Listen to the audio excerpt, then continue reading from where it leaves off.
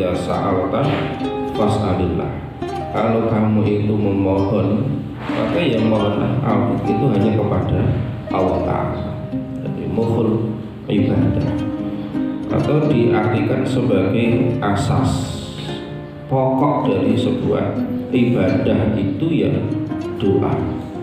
Itu di dalam Mausu'atul Adab itu diceritakan atau disampaikan bahwa kenapa doa itu menjadi asasnya ibadah. Ini tuh.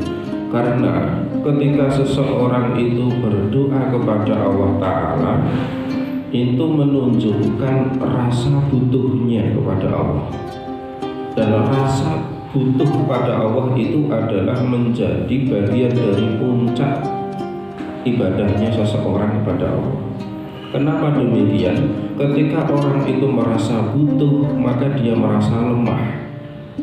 Orang butuh itu kepada zat yang mampu untuk mencukupi kebutuhannya. Nah, itu makanya bahasanya seperti itu. Beda dengan ibadah yang lain. Misal sholat, meskipun sholat itu secara lughawinya ya artinya doa, tapi seringkali kita atau siapapun secara umum ketika menjalankan sholat itu bukan karena rasa butuh terhadap sholat itu, atau ketika kita sholat kadang seringkali kita tidak merasa butuh kepada Allah. Nah itu, maka orang yang disolat dengan merasa rasa butuh dengan sholat, orang yang sholat dengan menghadirkan hati merasa butuh terhadap Allah, itu menjadi tingkatan sholat yang tinggi sekali.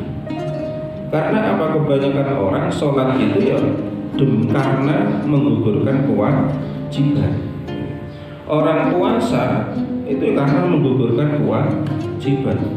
Seandainya sholat itu tidak diperintah, mungkin kita juga tidak akan sholat. Kan gitu. Ketika puasa tidak diwajibkan, mungkin kita tidak puasa. Buktinya selain Ramadan kadang kita ya sulit untuk meluangkan waktu berpuasa sunnah. Kan gitu. Itu menunjukkan bahwa kita puasa Ramadan itu ya sebenarnya menggugurkan kewajiban. Seandainya tidak diwajibkan, mungkin kita tidak melakukan.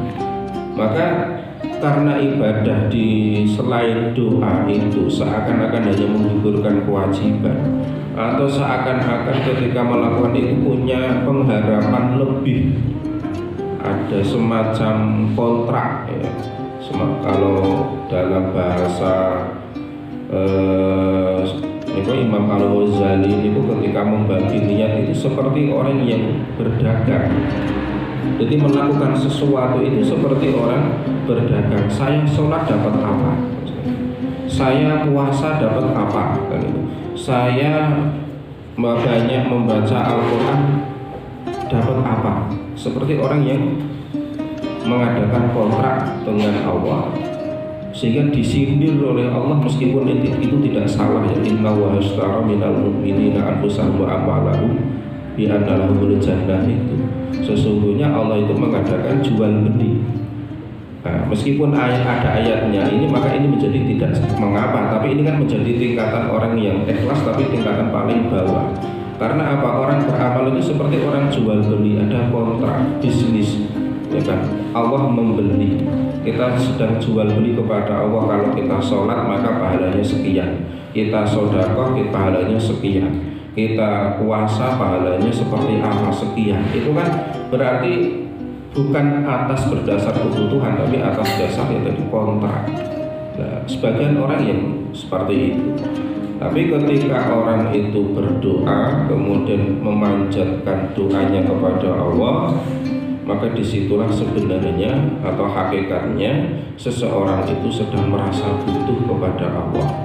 Jikalau ketika di dalam doa itu memang benar-benar merasa butuh.